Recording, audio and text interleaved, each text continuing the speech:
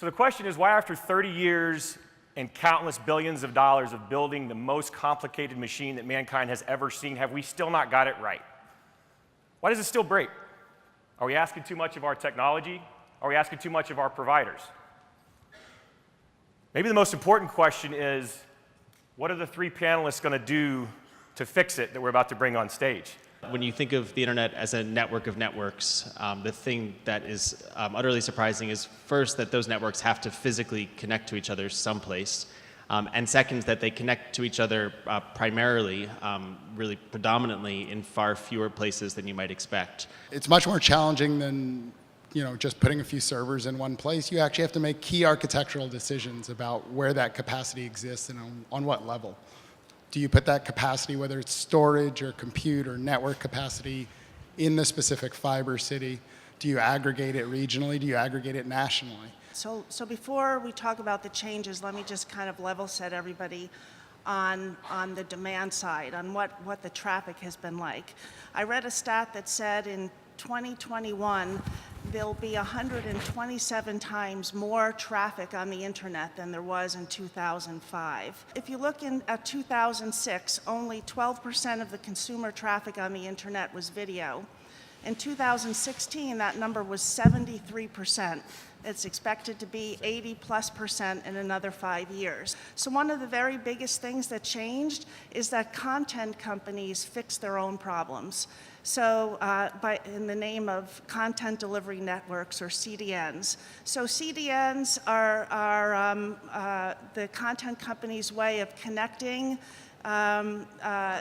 their content directly to ISPs, local ISPs and regional ISPs, bypassing or traversing much of the internet that caused a lot of the slowness.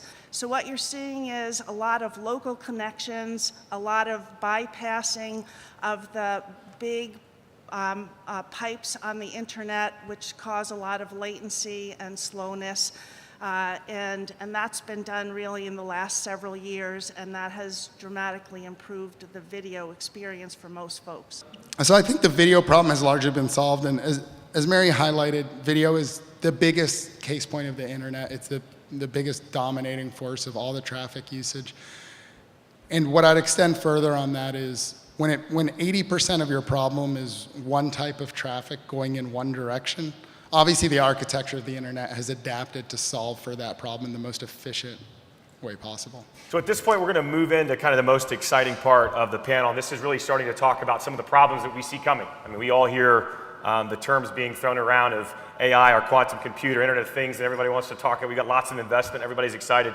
But nobody's really challenging if there are issues that exist that we might have to bridge some gaps to get there. So that's what we're going to move to at this point. IoT is like one of those big buzzwords that floats around. It's kind of the cloud of 2017 or 2018. Everybody likes dropping that term, but it's really just about a simple concept, embedding sensors and connecting devices globally, right? Just having sensors everywhere. And so when you think about IoT and sensor infiltration, you really have to take, I think, what's a skeptical lens and realize that some percentage of that data will be processed locally. Some percentage of that data will be processed, what I like to say, kind of on a metro level in that market or on that city block. And then some level is still going to trickle up to kind of the big cloud core that we have today. To go one step further, I'd say when you think about those applications and then you take the lens, tying together what we've said here about 80% of the internet's video or traffic being video, and all the architecture that's built around that Netflix and Facebook are putting hard drives in your city because the internet couldn't support that video crossing the country. And you ask yourself the question, well, what happens when I need to start sending data the other way?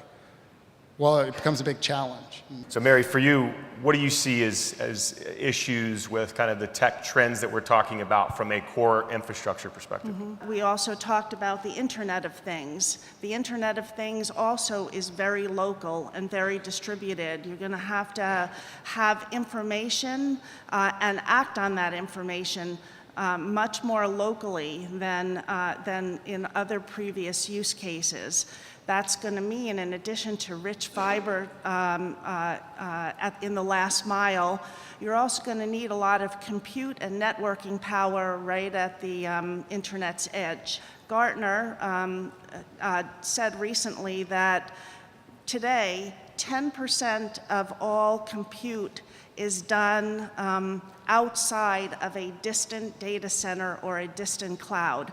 So most compute is done far from where the activity is taking place. In the future, the expectation is that 50% of compute activity will take place right at the network's edge because of the latency issues that surround sending massive amounts of data to distant places. I just want to acknowledge, I mean, this amazing transition between just when you've caught up with the cloud, with the idea that everything is going to go to distant giant data centers, which we now call hyperscale data centers. Now everyone's sort of running back the other direction, and it's all about the edge. I mean, it's truly this amazing seesaw between mainframes and then personal computers and then the cloud and then now back to more compute and more storage closer to us. What adaptations or changes do you think are required to get us ready for kind of this next onslaught of technology? There's a reason that everybody is looking at the edge, because this hierarchical architecture that the internet has developed into as this big global central resource really doesn't fit the hyperlocal applications that we see. The internet's now evolving to come into our physical world and drive our cars or help us route through current traffic conditions. And there's no reason the traffic conditions in Austin need to be stored at the same place that the traffic conditions in Beijing are. Right? That data is so local and present, it's a waste and economically just not that feasible to ship it halfway across the world. We need, from our perspective, we need to have more data centers at the network's edge, and they need to be of sufficient size to accommodate our current book of customers, plus all of the customers that will come on because of their latency sensitivities. In those network edge data centers, we'll provide rich connectivity so that those content companies can get to their end users.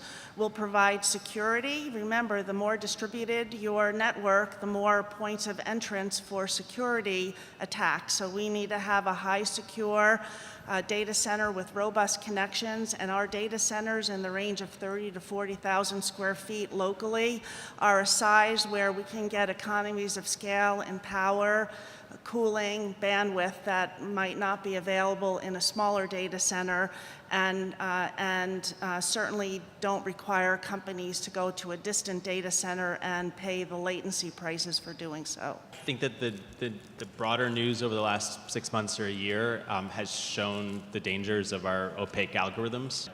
And again, this move towards giants and this move towards opacity is a huge challenge. It's a challenge I take seriously as a journalist to try to move past. It's a challenge that relies on people inside the technology community to participate in and kind of recognize that making these complex systems clearer benefits everybody. And I think that's not often said so directly. So there's been quite a bit of science behind a rule called the rule of threes, and that is that human beings can last 3 minutes without oxygen. Okay, I probably couldn't. 3 days without water, or 3 weeks without food. Our intro video buffered for 3 seconds, and I felt the breath completely go out of the room. So what does that say about our need for connectivity?